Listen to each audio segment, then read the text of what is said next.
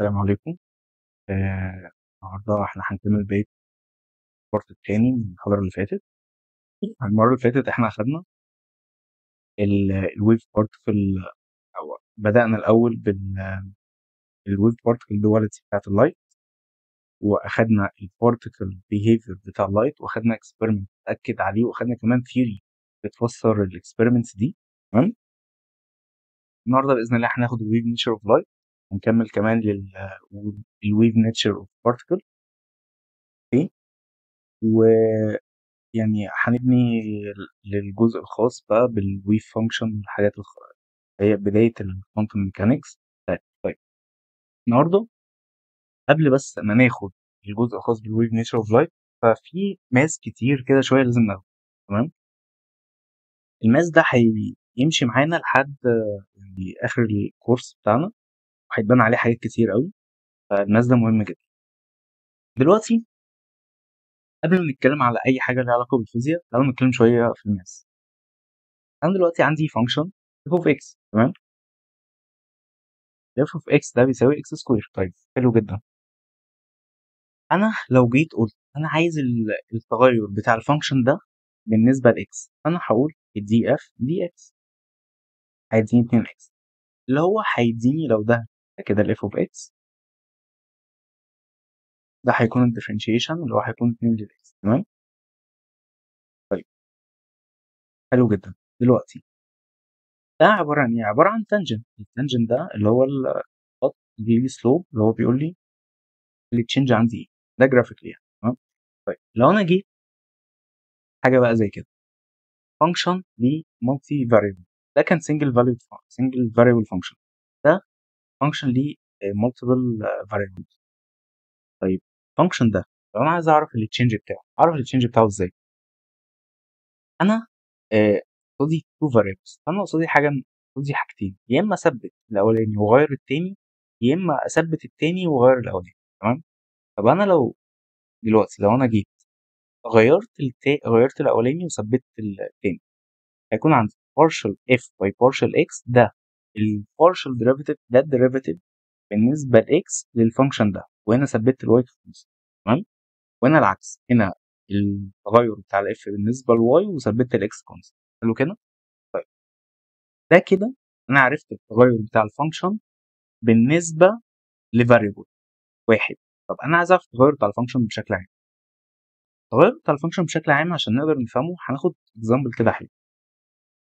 فلنفترض ان احنا عندنا واحد شخص، مثلا بلاش الكيرف ده، ناخد مثلا كيرف زي كده. تمام. عندي مثلا شخص واقف هنا، الشخص ده واقف على الكيرف ده. طيب، الشخص ده جه قال لنا يا جماعه انا عايز اطلع للقمه بتاعه الكيرف ده. طيب حلو، انا عشان اطلع لقمه الكيرف ده محتاج ايه؟ محتاج اعرف الاتجاه اللي انا لو مشيت فيه الارتفاع بتاعي هيتغير. طيب هيتغير وخلاص؟ لا، لازم يتغير بعلو. تمام. حلو جدا.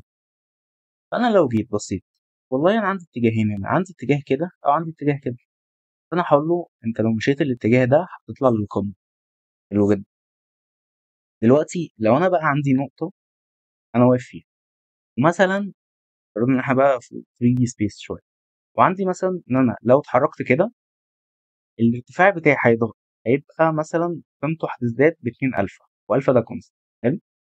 ولو اتحركت كده الارتفاع بتاعي هيعلى بقيمه 2 3000 مثلا. تمام. طيب لو اتحركت كده الارتفاع بتاعي هينقص بقيمه 4000. حلو. طب لو اتحركت كده الارتفاع بتاعي هيزيد بقيمه 200000. ايه ده؟ يعني انا لو اتحركت في المكان ده الارتفاع بتاعي علا اكبر قيمه، اكبر قيمه من القيم اللي عندي. فالقيمه دي او الاتجاه بتاعي اللي هو مصاحب للتغير باعلى قيمه الارتفاع بتاعي، ده هو الدايركشن اوف ماكسيمم تشينج. حلو كده. طيب انا عايز اعرف اتجاه السهم، انا عايز اعرف الاتجاه، عايز اجيبه. تمام. مش بس عايز اجيبه عند النقطه اللي انا واقف فيها، لا، ده انا عايز اجيبه عند النقط كلها الموجوده عندي في البلين اللي انا واقف فيها، او في المنحنى بقى اللي انا واقف فيه. طيب ازاي؟ انا عشان اقدر اجيب الكلام ده فانا محتاج ان انا اعمل حاجه او استعمل حاجه اسمها اوبريتور. الاوبريتور ده هو مؤثر بيأثر على فانكشن. تمام. الاوبريتور ده بيكون ده شكله دي اسمها نبله. تمام. ده بيكون partial x by partial x partial by partial y partial by partial z. الكلام ده في الاي هات، الكلام ده في الجي هات، الكلام ده في الكي هات. لو لاحظتوا ان ده بت. تمام. طيب الكلام ده لما بيأثر على فانكشن بيأثر ازاي؟ ادي ده فانكشن هيبقى عندي البارشال ديريفيتيف للفانكشن بالنسبه لاكس، بارشال ديريفيتيف للفانكشن بالنسبه لواي، بارشال ديريفيتيف للفانكشن بالنسبه لزد، والكلام ده كده كله على بعضه هيبقى بالنسبه لي فيكتور. تمام. طيب حلو جدا. لو انا جيت على سبيل المثال اخدت الفانكشن ده، تمام، اللي هو الفانكشن ده، تمام، وجيت عملت له الجريدينت ده بيتسمى جريدينت. تمام. برضه الاوبريشن دي بتسمى ان انا باخد جريدينت الفانكشن. تمام. فالجريدينت بتاعه لو انا جيت وقفت مثلا دلوقتي عند النقطه دي وعوضت مكان الاكس والواي بالنقط دي، هلاقيه مطلع لي سهم. السهم ده بيقول لي انا والله يا جماعه الماكسيمم تشينج عندي ال- النقطه اللي انا واقف فيها اتجاهه كده. حلو. الماجنتيود بقى بتاع الفيكتور ده، يعني مثلا لو انا واقف في 2 و4 مثلا نقطه اكس 2 وواي 4، فالماجنتيود بتاعي هيكون السلوب بتاع السلوب بتاع السهم ده في الاتجاه ده. يعني انا مثلا الاتجاه ده ليه سلوب، تمام، شايفين السلوب بتاعه ده هيكون ليه سلوب. السلوب بتاع السهم ده هو اللي هيكون الماجنتيود بتاعه. تمام. زي الفل. طيب لو انا مثلا واقف هنا هيشاور لي كده، لو انا واقف كده هيشاور لي كده، لو انا واقف كده هيشاور كده، وهكذا. تمام. طيب ده كده لو انتوا لاحظتوا ده فانكشن ده كان سكيلر. تمام. وده كان فيكتور. الاثنين دول فانكشن، ده اسمه سكيلر فانكشن او سكيلر فيلد، وده فيكتور فيلد. طيب حلو قوي. ايه الفرق ما بين الكلام ده؟ سكيلر فانكشن احنا شفناه، ده شكل من اشكال السكيلر فانكشن. تمام. انها بيكون عندي كل نقطه في السبيس ليها فاليو معينه، زي مثلا التمبريتشر. انا مثلا لو قاعد في الاوضه وكل كل نقطه حواليا في السبيس ليها تمبريتشر معين، الهواء اللي حواليا ليه تمبريتشر، المكتب ليه تمبريتشر، الموبايل ليه تمبريتشر، تمام، الحيطان ليها تمبريتشر، هكذا. تمام. فانا كده حواليا سكيلر فيلد بيمثل لي التمبريتشر. تمام. طب الفيكتور فيلد بيكون نفس فكره السكيلر، الفرق الوحيد ان انا لو مثلا كل لون هنا بيمثل لي رقم فاليو، هنا الفاليو بيكون ماكسيمم عند اللون الاصفر وبيكون مينيمم عند اللون الازرق. فانا مع الفاليو عند كل نقطه، لا ده انا كمان عندي سهم بيشاور لي على الاتجاه، يقول لي انا عندي اتجاه كذا، عندي اتجاه كذا، عندي اتجاه كذا، هنا. تمام. طيب حلو زي الفل. ده بيبقى فيكتور فيلد، ان انا بيكون عندي فاليو وفي نفس الوقت زي ما انا عندي فاليو بيكون عندي اتجاه. طيب شكل الفيكتور فيلد بيكون ايه؟ ده الشكل الماثيماتيكال بتاعه. بيكون عندي الكومبوننت بتاع الفيكتور فيلد في اتجاه الاكس بيكون فانكشن، نفس الفكره هنا، نفس الفكره هنا، اي جي وكي. تمام. طيب انا دلوقتي علشان اقدر اوصف فيكتور فيلد محتاج حاجتين، محتاج الدايفرجنس بتاعه ومحتاج الكيرل بتاعه. طب يعني ايه دايفرجنس ويعني ايه كيرل؟ الدايفرجنس بيقول لي لو انا جيت وقفت عند نقطه من الليله اللي عندي دي هنا كده، قول انا عندي توتال فلو ان، يعني عندي توتال دخول للنقطه وعندي توتال خروج من النقطه. يعني انا عندي مثلا داخل 1 2 3 4، عندي داخل 4 اسهم، طالع منها 3 اسهم، يبقى انا عندي التوتال فلو للنقطه دي هو دخول. تمام. ده وظيفه الدايفرجنس، ان هو بيقول لي كل نقطه عندي الفلو بتاعها ايه. مثلا النقطه دي الجزء اللي هو الاصفر ده بموجب. حلو. فهنا بيقول لي ان الكلام ده اي نقطه هنا اللي هو الجزء الحته اللي فوق دي اللي هي الالوان، سيبكم من الاسهم دلوقتي، الالوان مثلا لو انا اخترت اللون ده فبيقول لي والله الكلام ده بيكورسبوند لموجب مثلا. تمام. فالموجب اللي بيكورسبوند ليه في الحته دي، لو احنا افترضنا يعني ان الكلام ده يقول لي ان ده الموجب والسالب يعني، فمثلا الحته دي موجب. تمام. لان ده هنا الاكس والواي ده البوزيشن بتاع البلين بتاعي، يعني ده مش الفاليو، بس هنفترض مثلا ان هنا الحته دي موجب. حلو. لو الحته دي موجب هيجي يقول لي ايه؟ هيجي يقول لي والله الكلام ده ليه توتال فلو اوتورد. ماشي. طب الحته دي هيكون ليها توتال فلو انورد. تمام. زي الفل. سوري، توتال فلو انورد. تمام زي الفل. طيب ده كده دايفرجنس. طيب تعالوا للكيرف. انا دلوقتي لو انتوا لاحظتوا زي ما انا عندي توتال فلو انورد توتال فلو اوتورد، فانا هنا النقطة دي مثلا هلاقي فيه حواليها كده دوران، واخدين بالكم من الدوران؟ في أكن دوران كده للفيل. حلو جدا. الدوران ده معناه ايه؟ او الدوران ده يعني لو انا عايز اوصفه ازاي؟ والله انا عندي نقطة، النقطة دي في دوران تجاهه كده حواليها، في دوران تجاهه كده حواليها العكس. فانا عندي الدوران ده بيكنسل ده والدوران ده بيكنسل ده، فتبقى لي الدوران ده بس. فبقى عندي نت دوران، نت روتيشن، ده الاتجاه بتاعه. تمام. ده وظيفة الكيرل، ان هو يوصف لي الدوران بتاع الفيلد حوالين نقطة معينة. تمام. ده مثلا بيكون شكله ده كنسل لي ده، عندي دوران كده. طيب لو لاحظتوا حاجة هنا، الدايفرجن ده سكيلر، بيديني سكيلر فيلد. حلو. لكن ده بيديني فيكتور فيلد. طب الفيكتور فيلد ده بيكون شكله ازاي؟ انا دلوقتي عندي النت دوران مثلا هنا، الاكسس اوف روتيشن كده. تمام. ازاي بجيب الاكسس اوف روتيشن؟ بجيب ايدي اليمين، الفها، الف صوابعي الاربعه، اللي هي الصوابع مش الثumb، يعني الصوابع التانية غير الثumb، الفها حوالين الدوران. الاقي الثumb بتاعي كأني عامل علامه لايك كده بايدي، الثumb بتاعي بيشاور في اتجاه اللي هو الكيرلينج. تمام. فده بيكون شكل الكيرل، بيكون عندي اسهم تدل على الاكسس اوف روتيشن. تمام. يعني مثلا هنا روتيشن كده، حلو، هنا روتيشن العكس. تمام.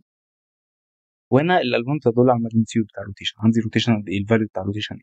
تمام. طيب حلو جدا. الكلام ده بقى لازمته ايه؟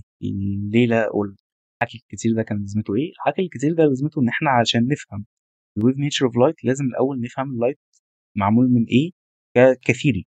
تمام. اللايت كثيري معمول ان هو جه واحد يعني من العلماء القدامى شويه، اسمه جيمس كلارك ماكسويل.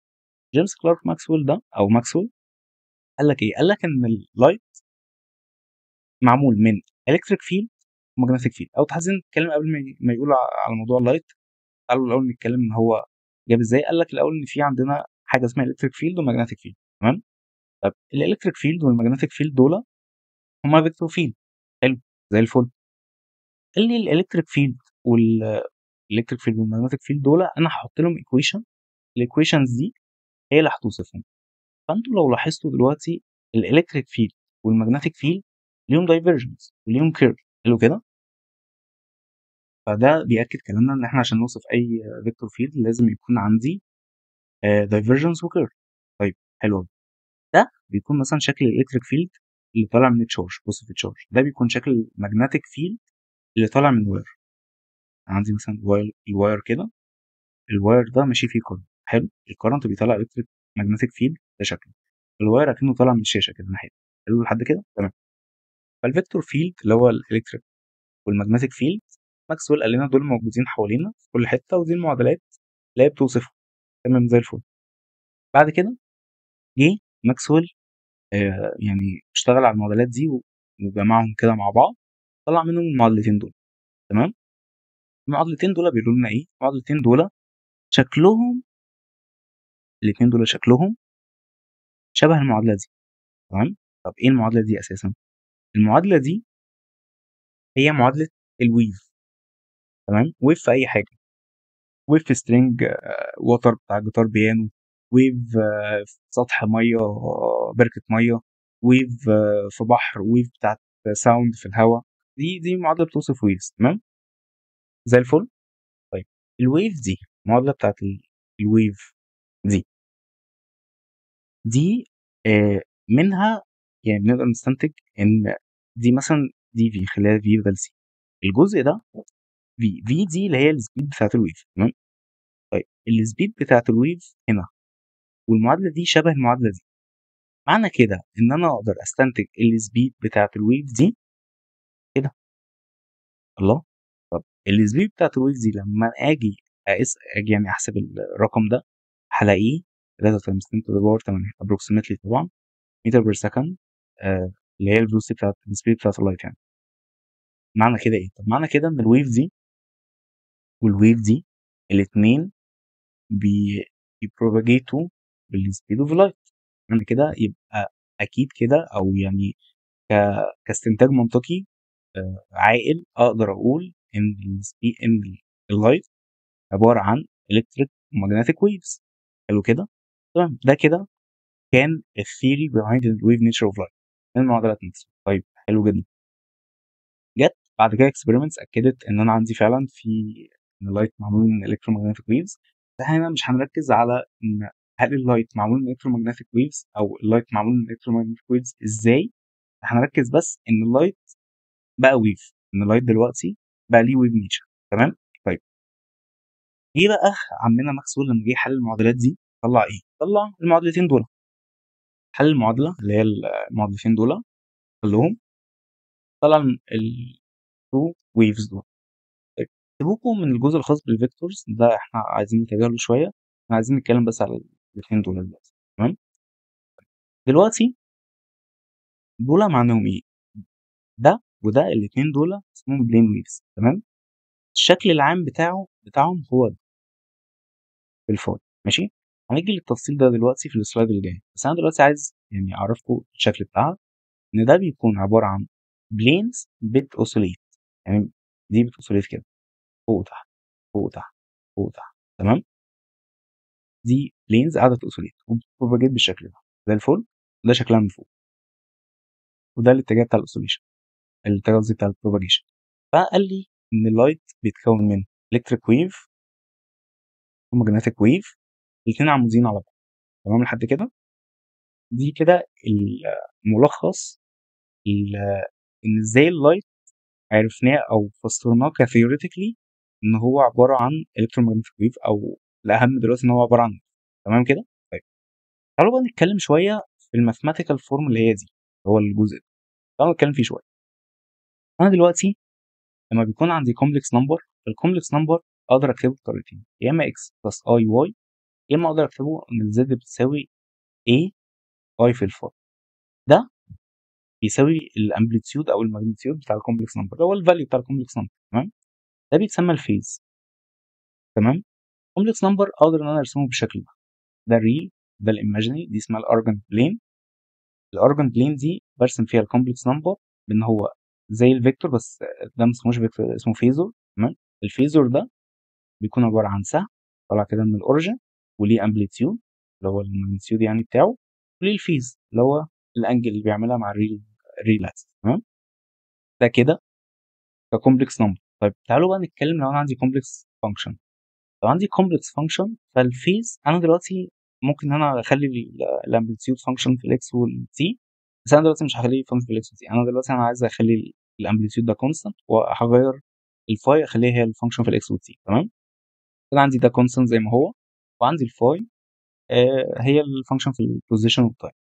طيب الكلام ده انا هاكسباند بالشكل ده، لما اجي اكسباند الكلام ده بالشكل ده هيكون عندي كوزين فاي اكس وتي اي ساين فاي اكس وتي. طب الكلام ده حصل له اكسبانشن ازاي؟ دي اسمها اويلر ايدنتيتي، لو حد عايز يبقى يعني يدور عليها، دي من القوانين المشهوره قوي في الماثماتكس. تمام. الاثبات بتاعها يعني طويل شويه، بس احنا عايزين ناخدها، عايزين ناخد الرول دي نستعملها بس يعني. تمام. اصبح عندي ان انا الويف فانكشن بتاعتي اللي هي ما تنسوش اللي هي كانت طالعه اساسا من المعادله اللي زي كده، الويف فانكشن بتاعتي اصبح ليه ريل بارت واصبح ليه كومبلكس ايماجينري بارت. تمام. طيب الكلام ده معناه ايه؟ معناه ان انا لو جيت عملت بلوت للريل بارت فانا هيطلع عندي اللي هو الفاكتور ده، ولو عملت عندي بلوت للايماجينري بارت فانا هيطلع عندي الفاكتور ده. تمام. طيب اللي هو الايماجينري اهو، وده الاكس نوت بلوت على اكس. اوكي. هنا بس في ملحوظه صغيره هنا، بس انا بدلت بالغلط التايم مكان الكوزاين، فهي يعني العكس. تمام. يعني ده مكان ده كشكل اللي هو اللي هنا، لكن الاكسس مظبوطين. تمام. طيب دلوقتي لو انا جيت رسمت الكلام ده كالشكل ده كده، يعني الايماجينري والريل اهو، في نفس الوقت جيت مديت الاكس بتاعي بيربنديكولار عليهم وغيرت الاكس هو البوزيشن، هيحصل عندي الشكل ده، هو الشكل عامل شبه السوسته ده، بيتسمى سولينويد. الشيب ده يعني ساعات بيتسمى سولينويد او بيتسمى كويل، اللي هو يعني شكل او الهيليكس الشكل ده يعني. تمام. طيب ده كده فهمنا الاستراكشر ماثيماتيكلي بتاعت الويف فانكشن. تمام زي الفل. طب تعالوا بقى نعرف هو البول متعلق ولا معلق. تمام. دلوقتي احنا عايزين نعرف ايه؟ احنا عايزين نعرف الاتي، عايزين نجيب الفاي، الفاي اللي هي فانكشن في الاكس والتي. تمام. عايزين نجيبها، عايزين نعرف ايه الشكل بتاع ايه الاستراكشر بتاعها. والله انا هعتبر ان انا بتعامل مع مونوكروماتيك ويف. يعني ايه مونوكروماتيك ويف؟ مونوكروماتيك ويف هي ويف ليها سنجل فريكونسي او ويف لينث. معنى ان انا اقول سنجل فريكونسي او ويف لينث يعني ليها الاثنين، يعني هي سنجل فريكونسي وسنجل ويف لينث. تمام. طيب دلوقتي انا لو عندي سنجل فريكونسي وسنجل ويف لينث، فاذا التشينج بتاع الفيز بتاعي بالنسبه للبوزيشن هيكون كونستنت، هسميه كي، والتشينج بتاع الفيز بتاعي بالنسبه للتايم هيكون كونستنت، هسميه اوميجا. تمام. طيب الكي والاوميجا دول هما ايه؟ الكي والاوميجا دول هما بيريليتوا لي بالنسبه للكي، فالكي ده اسمها الويف نمبر. تمام. هي ليها اسماء كتير جدا، بس من اهمها دلوقتي يعني اللي احنا هنستعمله اللي هو اسمها الويف نمبر. تمام. طيب الويف نمبر ده او الكي هي بتريليت للسبيشال فريكونسي. يعني ايه السبيشال فريكونسي؟ اللامدا دي هي الريبيتيشن، ان انا كل قد ايه ديستانس الويف بتتكرر عندي، فدي اكنها فريكونسي تكرار بس في السبيس. تمام، مش في التايم. زي الفل. فالكي هي بتعبر عن التشينج او الريبيتيشن اللي بتحصل معايا كل مع كل لامدا، يعني او مع كل سبيشال فريكونسي. تمام. طيب حلو قوي. الاوميجا دي عباره عن ايه؟ الاوميجا دي بتريليت للفريكونسي بس في التايم دومين. تمام. يعني انا عندي الويف بتكرر نفسها كل تاو. تاو اللي هي او تي كابيتال اللي هي البريود تايم، ان الويف عندي بتكرر نفسها كل تاو من الوقت، كل تاو من الوقت بتكرر نفسها. تمام. طيب دلوقتي دي اسمها الانجولار فريكونسي. تمام. الانجولار فريكونسي هي الريت اوف تشينج بتاع الفيز. الريت، كلمه ريت بيقصد بيها التشينج بالنسبه للتايم، عشان كده ما قلتش دي ريت. تمام. فهي نفس الكونسبت هنا، هو نفس الكونسبت بتاع الكي. تمام لحد كده. تمام. طيب حلو قوي. دلوقتي الكلام ده لما اجي من المعادلتين دول اقدر اطلع ان الفاي بتساوي الكلام ده. حلو. تساوي كي اكس ناقص اوميجا تي بلس فاي نوت. فاي نوت دي هي الستارتنج فيز. يعني مثلا ده الريل بارت وده الايميجينري بارت، فانا اقدر مثلا اقول ان انا الفيز بتاعي بيبدا من عند فاي نوت، ممكن اخليه يبدا من عند فاي زيرو. تمام. بس الترم ده يختفي عندي ويتبقى لي بس الترم ده. تمام. طب في 3 دي الكلام ده بيساوي ايه؟ الكلام ده بيساوي ده. تمام. طيب ده معناه ايه؟ هنا انا عندي ريبيتيشن في الاكس. تمام. وهيكون في 3 دي عندي ريبيتيشن في الواي، وفي نفس الوقت عندي ريبيتيشن في الزد. فممكن الويف عندي الويف لينس بتاعها يختلف معايا في الاكس والواي والزد. تمام. ده يعني يبقى مختلف في الاكس، يكون مختلف في الواي، يكون مختلف في الزد. ففي الحاله دي الكي هيبقى عندي فيكتور. كي هيكون ده شكل كي بتساوي كي للاكس تجاه الاي هات زائد كي للواي تجاه جي هات زائد كي للزد تجاه كي هات. حلو كده. طيب الار ده اللي هو البوزيشن فيكتور، اللي هو بيشاور لي على نقطه في السبيس، بيقول لي النقطه دي في السبيس، النقطه دي في السبيس، وهكذا لحد كده. تمام. طيب فانا هنا باخد الدوت برودكت ما بينهم، فهيبقى كي اكس كي اكس في اكس، كي واي في واي، كي زد في زد. الكلام ده هيبقى جمع اللي هو الدوت برودكت العادي بتاعنا. وهنا الجزء ده هيكون اللي هو الاوميجا تي، اللي هو ده اللي هو الجزء الخاص بالبرايم دومين. بعد كده زي الفل. انا كده عرفت ان الفيز بتاعي بيتغير مع البوزيشن ومع التايم. لو انتوا اخدتوا بالكم، فمثلا هنا في البوزيشن لو انا جيت وقفت هنا، فالسهم ده هيشاور في اتجاه تاني غير الاتجاه اللي هو واقف فيه، ولو انا شاورت هنا فالسهم ده هيشاور في اتجاه تاني، وهكذا. فده معناه التشينج بتاع الفيز مع البوزيشن. طيب لو انا جيت مثلا حطيت هنا تايم، نفس الفكره. اوكي. طيب زي الفل. الكلام ده لما باجي بحط بقى الفيز مكان الفايل اللي هي الجنرال فورم اللي احنا كتبناها، ده بيكون شكلها اللي هي نفس شكل المعادلات دي. تمام. وده هنا بيكون الامبليتيود. حلو كده. طيب دلوقتي احنا عرفنا كثيري الباوربوينت علق كام اكتر من كده اشتغل. طيب كده احنا عرفنا كثيري ازاي ازاي بنفسر اللايت كويف، او ازاي بنوصف اللايت كويف بالماثماتكس، وعرفنا الانتربريتيشن بتاعها ان هي الكتريك وماجنتيك فيلد والكلام ده كله. حلو جدا. تعالوا بقى الاكسبيرمنت. عندي اكسبيرمنت مشهوره جدا اسمها يانجز دبل سليت اكسبيرمنت. الاكسبيرمنت دي عباره عن ايه؟ عباره عن حيطه فيها فتحتين. تمام. الفتحتين دول بيكون عندي لايت سورس. اللايت سورس ده بيكون مونوكروماتيك، يعني سنجل ويف لينث وسنجل فريكونسي. بيطلع عندي الويف. تمام.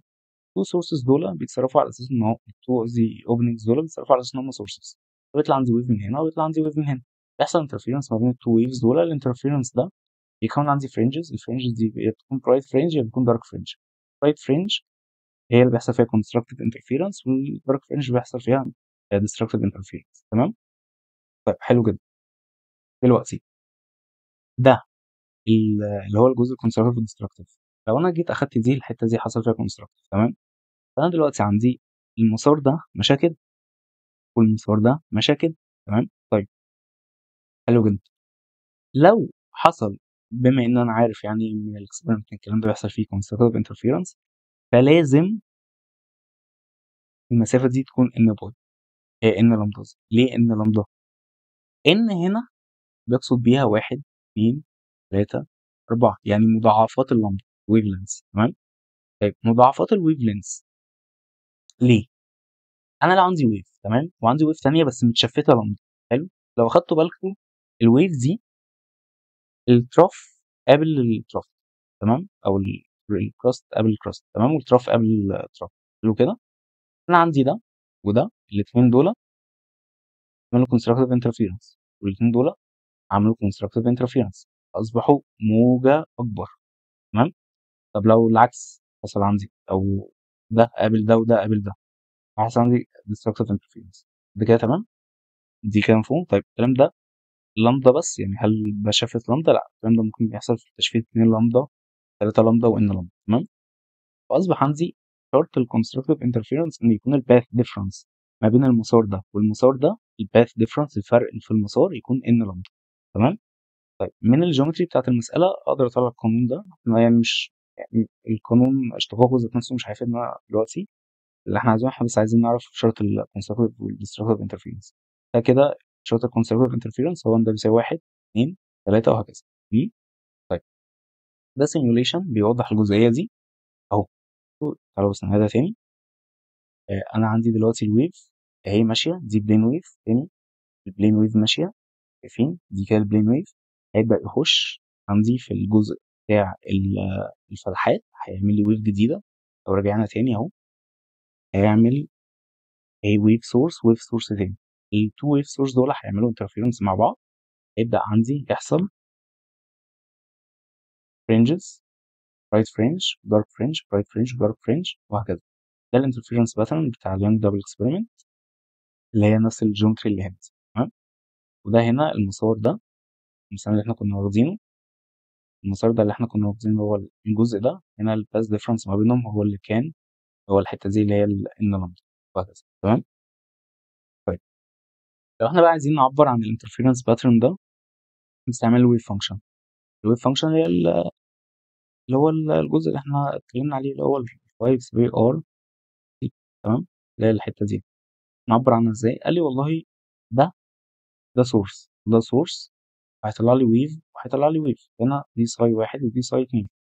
تمام. ساي واحد وساي اتنين دول الاتنين دول لما يجوا يعني يمشوا مع بعض ويعملوا انترفيرنس بقى اذا كان كونستركتيف او ديستركتيف، فانا هيطلع عندي نت ويف او ريزلتنت ويف اللي هي ساي، دي هتكون ساي واحد ساي اتنين. تمام. مجموع الاتنين دول. حلو، مفيش اي مشكله. طيب لو انا بقى عايز اجيب الانتنسيتي اجيبها ازاي؟ لو انا عايز اجيب الانتنسيتي بتاعت الويف، فالانتنسيتي بتاعت الويف هي الموديولس بتاع الويف فانكشن، تمام، الموديولس سكوير بتاع الويف فانكشن. دلوقتي الموديولس سكوير بتاع الويف فانكشن ده لما اجي اعوض الكلام ده هنا هيطلع لي اجي يعني اشتغل شويه في الماثماتكس افك يعني الباور ده والكلام ده، هيطلع عندي ده موديولس سكوير واحد موديولس سكوير اتنين، وهيطلع عندي الجزء ده معناه ايه؟ انا دلوقتي عندي كومبلكس، خلينا دلوقتي مثلا نقول كومبلكس فانكشن اكس واحد، او خلينا نقول كومبلكس نمبر مثلا اكس واحد زائد اي واحد، عندي زد اتنين اكس اتنين زائد اي اتنين واي واي اتنين. لو جيت ضربت الاتنين دول هيطلع لي كومبلكس نمبر. تمام. هضرب الاتنين دول هيطلع لي كومبلكس نمبر. طب لما اضرب الاتنين دول ويطلعوا لي كومبلكس نمبر، انا عايز الريل بتاعهم. حلو. فالريل بتاعهم هيكون اللي هو الجزء ده. تمام. اللي هو معنى كلمة بارت دي ريل. طيب لحد دلوقتي كده تمام. طيب في كمان حاجة زي في رمز زيادة عندي اللي هو النجمة ده. انا دلوقتي النجمة ده هو الكومبلكس كونجكت. يعني انا مثلا عندي الزد، مثلا عندي زد اكس بلس الاي واي، حلو. الكومبلكس كونجكت هيبقى اكس ناقص الاي واي، تمام. طيب الكلام ده هيكون الانتنسي بتاعت السورس الاولاني، الانتنسي بتاعت السورس الثاني. هيكون عندي تيرم، التيرم ده معتمد على الفيز ديفرنس ما بين التو سورسز دول، اي واحد واي اتنين. فالترم ده هو المسؤول عن الانترفيرنس باترن بتاع الانتنسي بتاع اللايت، تمام. حلو. طيب دلوقتي احنا كده خلصنا البارت بتاع الويف نيتشر اوف لايت. عايزين نشوف بقى العكس. يعني ايه؟ احنا اتكلمنا ان اللايت ليه بارتكل بيهيفير وليه ويف بيهيفير، حلو جدا. عايزين بقى نعكس، عايزين نتكلم على البارتكلز او الماتر بقى، خلينا نقول الماتر مش بارتكل. الماتر ليها بارتكل بيهيفير، وده احنا عارفينه من قوانين نيوتن، وليها ويف بيهيفير. الويف بيهيفير ده عايزين نعرفه ازاي. انا دلوقتي اول حاجه في التاريخ طلعت عن فكره الويف بيهيفير بتاع الماتر هي الدبرويل ويف ايكويشن. بمعنى انا دلوقتي، او الدبرويل ايكويشن، الدبرويل ايكويشن بتقول ايه؟ بتقول لي ان انا لو عندي، هو عامل بوستريت، عمل يعني سجستشن كده، اقتراح من عنده. قال والله يا جماعه، انا عندي ايه؟ انا لو عندي البارتكل ده بيتحرك بمومنتم اي، مومنتم اللي هي ماسيف فيلوسيتي، ففي ويف مصاحبه للبارتكل، تمام. العلاقه ما بين المومنتم بتاعت البارتكل والويف دي هي ان الويف بتاعت البارتكل ليها ويف لينس بيساوي، او الويف لينس بتاعها اللي هو ده مع الاتش اللي هو بلانكس كونستانت بيساوي المومنتم، تمام. زي الفل ده كده. او ممكن العكس، ان الويف اللي هي الويف لينس بتساوي الاتش على الام في هي المومنتم، تمام. فاصبح كده ان انا لما اي بارتكل عندي بيتحرك بيكون مصاحب ليه ويف. ده البوستليت بتاع ديبروي، حلو جدا. طيب الكلام ده عايزين نتاكد منه. فجي اتنين عالمين اسمه ديفيسون وجريمر، الاثنين دول عملوا تجربه وسلطوا شعاع الكترون، شعاع من الالكترونات مونو انرجيتك يعني ليه كاينيتيك انرجي واحده في الشعاع ده، وسلطوه على نيكل كريستال، تمام. فالمفروض ان الشعاع ده هيجي يعني هيقع على الكريستاله دي، والمفروض لو الالكترونز تتصرف كويف هيحصل عندي حاجه شبه البراج ديفراكشن. او يعني يحصل البراج ديفراكشن. يعني ايه البراج ديفراكشن؟ دلوقتي الناس اللي هم بيشتغلوا في الماتيريال ساينس وكده، لما بيحبوا يقيسوا الدايمنشنز بتاعت الكريستاله، فبيقوموا جايبين اكس راي. اكس راي هو لايت، فاللايت هو موجه، فبيقوموا مسلطين الموجه دي كده، تمام. والموجه دي هتخبط هنا، تمام. فلما تخبط جزء منها هيعبر، جزء منها هيرفلكت، والتاني نفس الفكره، جزء منها هيعبر او يعني هيرفلكت. والريفلكت ده برضه في جزء منه هيحصل له ترانسميشن، وجزء منه هيحصل له، ده اللي هيحصل له ترانسميشن وده اللي هيحصل له ريفليكشن، تمام. فهنا حصل الاثنين، حصل ترانسميشن وحصل ريفليكشن، هنا حصل ترانسميشن وهنا حصل ريفليكشن، تمام. طيب المفروض ان الكلام ده شبه بالظبط الشكل اللي كان عندي في الدبل سليت. يعني هنا كان سليت وهنا كان سليت، فده بالظبط يعتبر نفس الشكل بالظبط اهو. ده هنا الباث ديفرنس بتاعي اهو، ده كده الباث ديفرنس بتاعي، تمام. اللي هي الحته دي. المفروض الكلام ده يحصل عندي انترفيرنس باترن وديفراكشن باترن، وديفراكشن انترفيرنس باترن قصدي، اللي هو كونستركتيف او ديستركتيف باترن، تمام. الجزء ده والفيزياء اللي هنا اللي بتحصل دي اسمها براج ديفراكشن. والقانون بتاع ده بيكون ده، احنا يعني مش لازم نشتق القانون بتاعه، احنا يعني عايزين بس يعني نعرف الحته دي، تمام، علشان نفهم بعد كده الحته اللي جايه.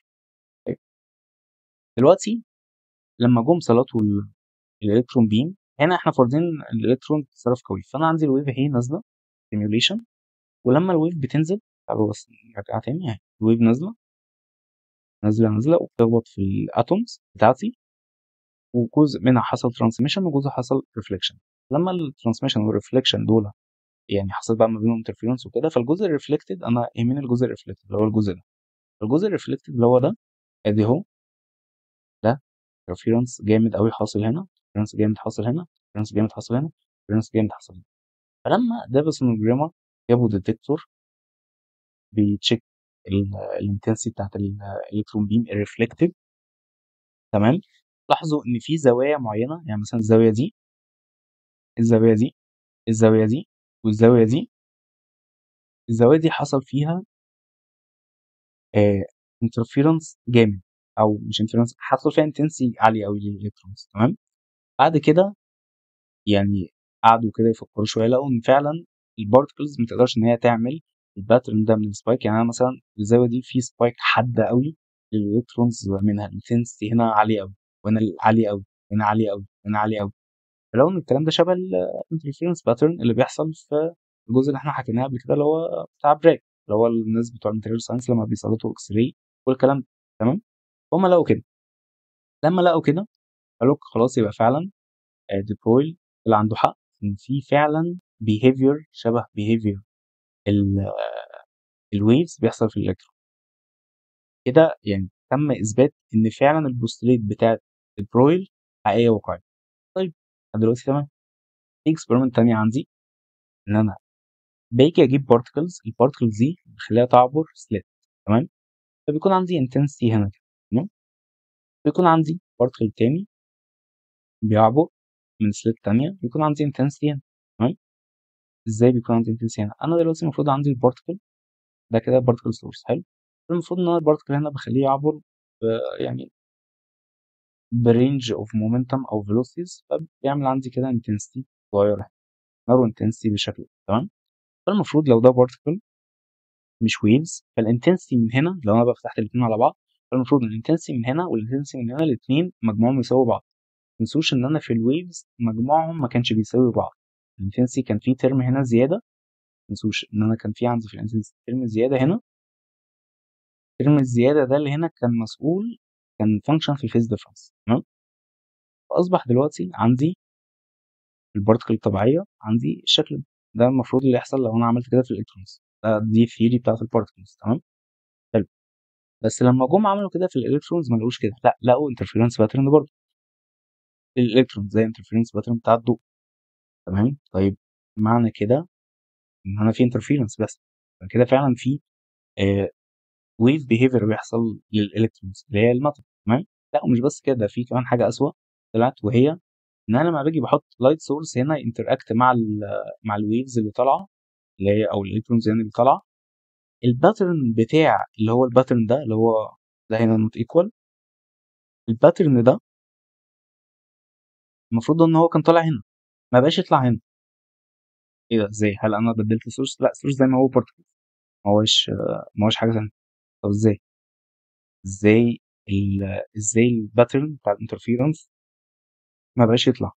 يعني ازاي هو نفس السورس، هو نفس كل حاجه؟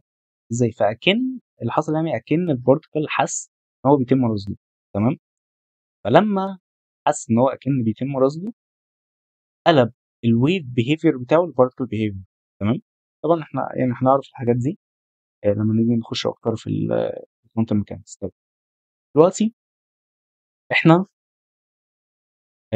اشتغلنا في الماثماتكس بتاعه الحاجات دي، واشتغلنا في الماثماتكس بتاعه اللايت بالويف بارتكل دلوقتي الاثنين بتوعه، واشتغلنا في الماثماتكس بتاعه البارتكل تحديدا احنا ركزنا على الويف بيهيفير بتاع البارتكل. تمام. طيب حلو قوي. دلوقتي احنا عندنا سؤالين بعد كل اكسبيرمنت وبعد كل ثيوري دي. اول حاجه الويف، هي الويف دي، الويفز اللي هي الويفز دي بتاعت البارتكل، الحاجات دي بتمثل ايه؟ تمام. تاني حاجه بتمثل ايه فيزيائيا؟ يعني ايه المعنى الفيزيائي بتاعها؟ يعني انا عارف مثلا لايت الكترومagnetic ويف. تمام. انا عارف ان انا في حاجه اسمها الكتريك فيلد ومagnetic فيلد، والاثنين دول هما اللي بيكونوا لي لايت. وعارف كمان ان انا في لي يعني لايت كويف ليه ايكويشن بتجوفرن، اللي هي الايكويشنز بتاعت ماكسويل اللي احنا طلعنا، اللي هي الايكويشن الويف الاولانيه والايكويشن الثانيه بتاعت الالكتريك فيلد وبتاعت الماجنتيك فيلد. تمام. طيب احنا عايزين بقى نعرف كمان الجوفرنج ايكويشن للويف بتاعت الالكترونز دي. فاحنا عندنا سؤالين، السؤالين دول لازم يتجاوبوا. طيب حلو قوي. دلوقتي انا او مش انا يعني، كان في عالم لما شاف يعني الحاجات دي، وشاف ان في ويفز، وشاف الليله المكعبله دي في موضوع الويف بارتكل دواليتي، طرح بوستليت حلوه جدا. قال ايه؟ قبل ما نخش في البوستليت بتاعته، تعالوا الاول نفكر من الطريقه اللي فكر فيها. اول حاجه قال لك ايه؟ قال لك انا عندي اللي انا شفته يعني او اللي هو شافه يعني الويف بارتكل، في الويف بارتكل دلوقتي في الالكترونز، لقى ايه؟ لقى ان في راندوم بيهيفير للالكترون. يعني ايه؟ يعني مثلا عندي السكرين اهي، فمره الاقي البارتكل نزل هنا، مره الاقي البارتكل نزل هنا، مره الاقي نزل هنا، مره الاقي نزل هنا، مره الاقي نزل هنا، هنا هنا هنا. فقال لك ايه؟ قال لك البارتكلز بتنزل بشكل عشوائي، في نفس الوقت مش عشوائي قوي لان في انترفيرنس باترن ما بينهم. معنى كده ان اكيد الويف فانكشن دي بتاعتي ليها علاقه بالبروبابيلتي بتاعت تواجد الالكترون. حد كده الكلام معقول. طيب في عندي مشكله، الويف فانكشن دي هي ليها اوسيليشن بوزيتيف ونيجاتيف. ما ينفعش ان حاجه ليها علاقه بالبروبابيلتي تكون نيجاتيف، ده ما ينفعش ماثيماتيكلي. تمام؟ فكنسل الفكره دي. قال لك خلاص، قال لك طالما الويف فانكشن ذات نفسها ما تنفعش بسبب ان هي فيها نيجاتيف، ما هي بتنزل بيسمح ليها ان هي تبقى نيجاتيف فاليوز، فانا هشيل النيجاتيف فاليوز دي عن طريق ان انا هاخد الموديولس سكوير. موديول سكوير اللي هو الكونجيجيت بتاع الويف في الويف. تمام؟ قال لك كده انا ضمنت 100% ان القيمه دي بوزيتيف دايما. كلام حلو، ماشي. قال لك طيب دلوقتي الكلام ده ليه علاقه بالبروبابيلتي، هل دي بقت probability؟ قال لك لا، دي مش هينفع انها تكون probability برضه. ليه؟ قال لك لان انا هنا عندي سكرين، السكرين دي السكرين دي كده البارتكل بينزل فيها هنا مره، هنا مره، هنا مره، هنا مره، هنا. ففي probability للوكيشن الواحد. حلو كده في السكرين. تمام. طيب معنى كده معنى كده ايه؟ معنى كده ان انا ما ينفعش ان انا اجي اخد القيمه دي probability، لازم اخد حاجه اسمها probability density. ليه؟